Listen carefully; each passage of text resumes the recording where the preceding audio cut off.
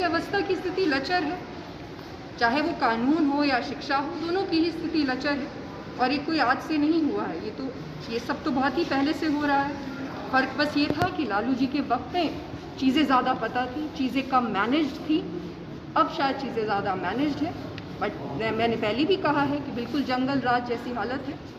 शिक्षा की भी हालत इतनी बुरी है, शिक्षा की भी हालत देखिए, कांग्रेस के वक्त से शिक्षा की हालत ख़राब हुई, लालू जी ने उसे और ख़राब किया और नीतीश जी ने उसे पूरी तरह से चौपट कर दिया। कांग्रेस के समय से बिहार में शिक्षा की हालत खराब है, जिसे लालू जी ने और ज्यादा खराब कर दिया।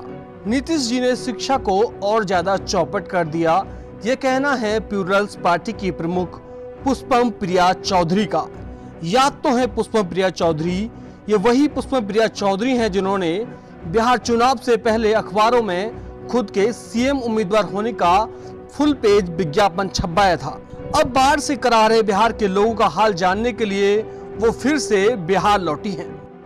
देखिए, मेरा अभी तो विपक्ष की भूमिका में है, पॉलिसी बनाने के लिए तो बैठे हैं नहीं वहाँ पे। तो मेरा यही काम है कि जहाँ भी जो भी विपत्ति होती है वहाँ पे जाना, लोगों से बातचीत करना, सिर्फ जाके और नहीं आ जाना, लोगों से बातचीत करना।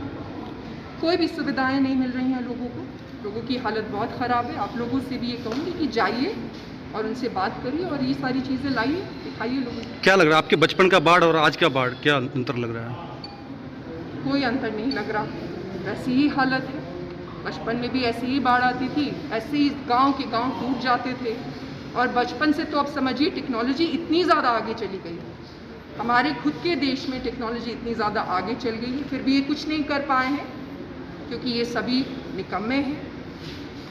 यही सच्चाई है। सरकार कहती है कि पूरा रहा है, आपको विकास दिख रहा है? मुझे तो कहीं विकास नहीं दिख रहा। एक इन्होंने यूनिवर्सिटी खोली है महिलाओं के लिए, अब उसको भी बंद करने की बात हो रही है, उसको भी कोविड बनाने की बात हो रही है, तो कहाँ विकास हो रहा है?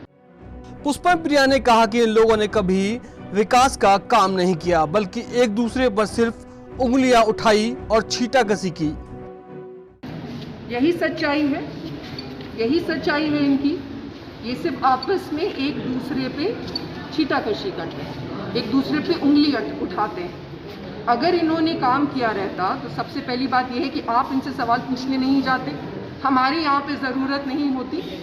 पर यही है, कहने के लिए ये कुछ भी कह देंगे, बट सबके पास दिमाग है, हम लोग सबके पास दिमाग। यानी जमीनी हकीकत कुछ और है, बोलना कुछ और है। ज़मीनी हकीकत का अगर 1% भी बाहर आ गया, या चलिए अखबारों में भी अगर 1% भी आ गया, तो इनके विकास की क्या सच्चाई है उस पर पूरा देश आश्चर्यचकित रह जाएगा।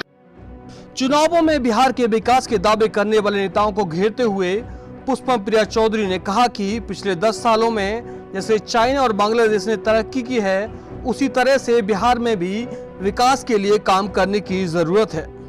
सब कुछ साथ में होना पड़ेगा, चाहे वो शिक्षा हो, चाहे वो स्वास्थ्य हो, चाहे वो बाढ़ हो, सब साथ में होना पड़ेगा। जो देश के बाकी राज्यों में हो रहा है, जो दुनिया में हो रहा है, तभी हम आगे बढ़ेंगे।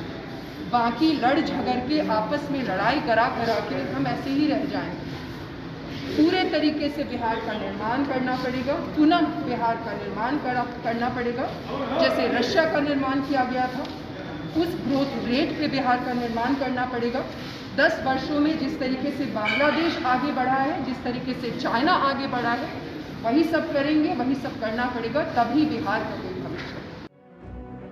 बता दें कि पुष्पम प्रिया चौधरी दरभंगा के WIT कॉलेज पहुंची थी, जहां छात्रों की समस्या के साथ WIT के स्वरूप में बदलाव की बातों की जानकारी निदेशक से ली। पुष्पम प्रिया JDU के पूर्व MLC विनोद चौधरी की बेटी हैं। पुष्पम प्रिया चौधरी के चाचा विनय कुमार चौधरी ने उन पर निशाना साधा था। विनय चौधरी ने कहा था कि बिहार में अगले 15 सालों तक CM पद के लिए कोई वैकेंसी नहीं है, अगर होती तो अपनी भतीजी को मैं आशीर्वाद जरूर देता।